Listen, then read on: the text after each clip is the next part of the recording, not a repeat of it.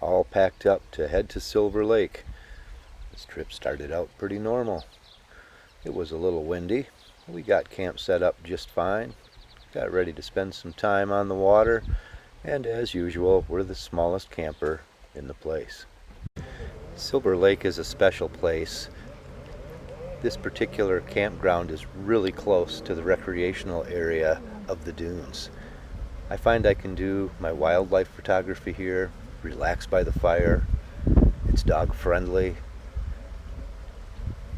and you can bring along your favorite toys for the water or for the dunes.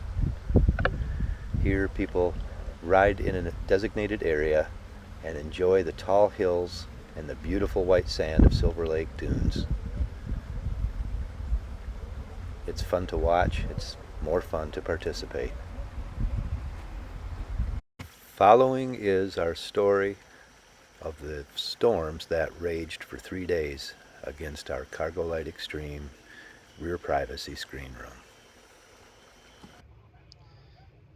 First, I'll walk you through our camp and show you a little bit about how we're set up, which direction the wind and rain were coming from, and how we made adjustments to take care of staying dry and comfortable in the Xtreme. That's Lake Holiday in our background. So did you get the wind after us? My wife is on the phone in the lounge chair. Her clothesline's up. That's the direction that the wind and the rain came from,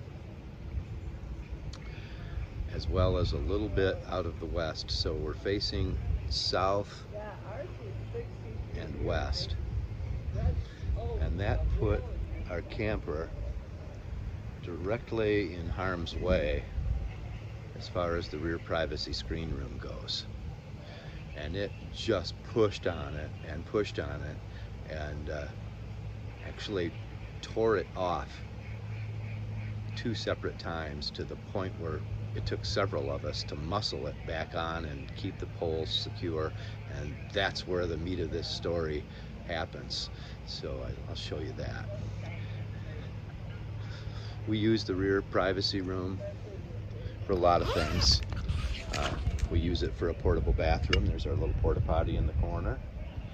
We use it for storage of tubs. We even put an extra refrigerator in this time because we are on a week-long vacation. See, the rear bed insert is used here. We have a lot of storage underneath. We're using the standard cushions along with a queen-size blow-up air mattress. Window caddy shades are folded back right now, allowing some ventilation in. We'll walk around to the front. The other thing that I had to do involves the Sunseeker 2500 awning, and I did take it down just as the 60-mile-an-hour winds were ramping up. I had 2 fellas that were able to help me right then, but through the next windstorms that weren't quite as bad, probably 40-mile-an-hour winds, 30 to 40s, it did just fine with this double guying out technique. We take the picnic table oftentimes if there's a cement pad like this, and we pull it part way underneath the awning so we have some dry space to cook on even when it's raining, or to eat on, to hang out at. And I ran one guy line into the ground, another guy line onto the seat of the table on this side, and we didn't have any place to go in the ground on this side because these spaces are designed for large RVs, but I just did 2 separate ones right down to the picnic table, and that worked out fine. When it started to rain real heavy, I dropped one corner to the left, and the rain just ran off in buckets. So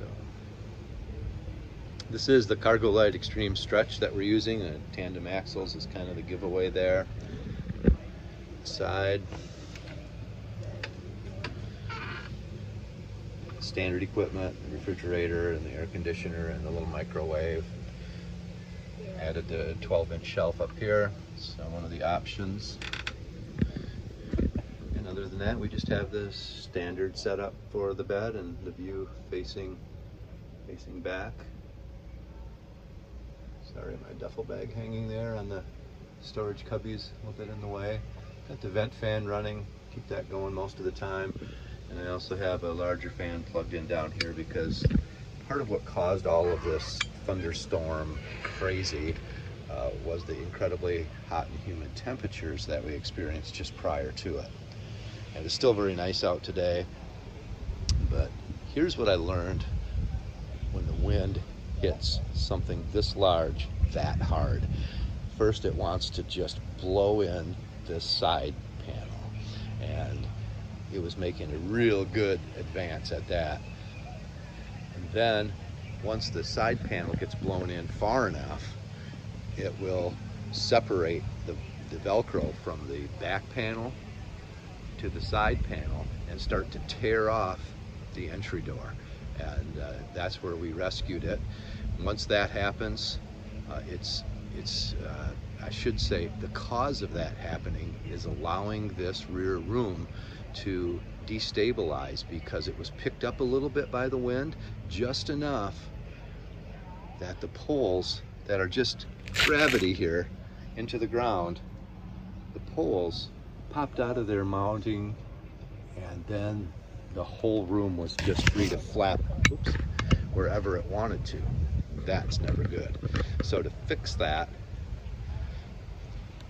I used standard grommets that come with the room, and I ran a stake right to the ground so that part of it couldn't move.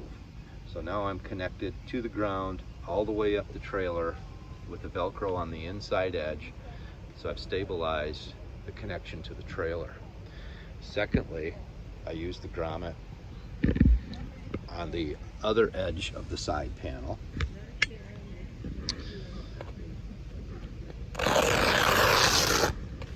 Open this up for you a little, and stabilized the outer edge of the side panel. So now all that can happen, it can belly up a little bit in the center, that's no big deal, but it can't come loose. The other thing that needed to happen was the pole needed to be grounded. It needed to be connected to the ground.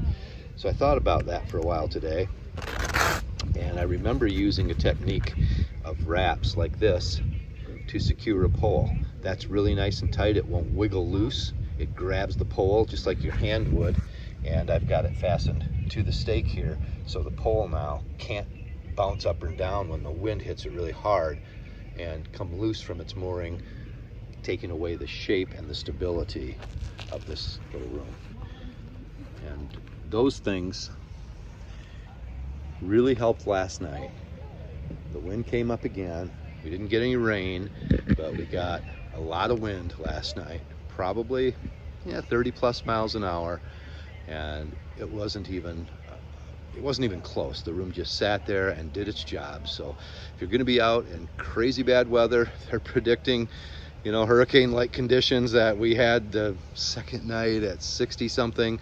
I think maybe I'd take it down and store my stuff in the truck. But for everything else, 30, 40 mile an hour winds hitting you right in the side, not a big deal if you're guyed out properly and staked out properly.